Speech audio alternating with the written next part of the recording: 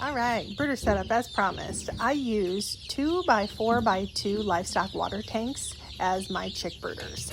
I cover the entire bottom with pine stall pellets, which are commonly used for horse stalls, as you can see in the bottom half of this video. On top of that, in the back, underneath where their heater is going to go, I use pine shavings. It makes it a little cozier for them to sleep.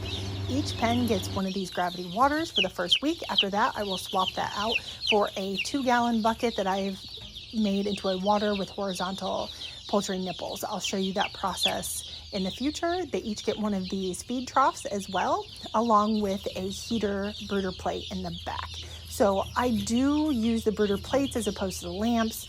Chicken heat lamps can be dangerous. Those red bulbs can explode, or they can come unattached and fall and ignite the bedding in the bottom. So I do recommend the plates if you insist on using the lamp, because they are far less expensive. Please swap that red bulb out that can explode to a reptile ceramic heat bulb. You can find those in most pet stores and online. They won't explode and they're a lot safer. Just make sure you secure those lamps well.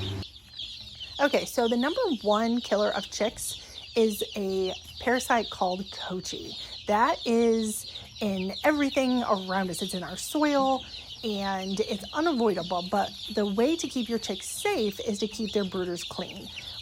The dangerous part of that is when their brooders get dirty and they're picking up their own droppings, they're also picking up more kochi. And that kochi multiplies faster in their system when they're picking it up than they can combat it. So if you keep those brooders clean and their food and water clean, they won't be picking up those droppings and you won't have to worry about kochi. The number two is improper temperatures. The brooder can be too hot if you're using a lamp, or too cold. The brooder plates are idiot proof. You just put it in there, you turn it on, they nestle under there to get warm. The heat lamps, if the container is not big enough for the chicks to get away from that heat as well, they can overheat and die if that heat lamp is too high or too low wattage. Then they can get too cold.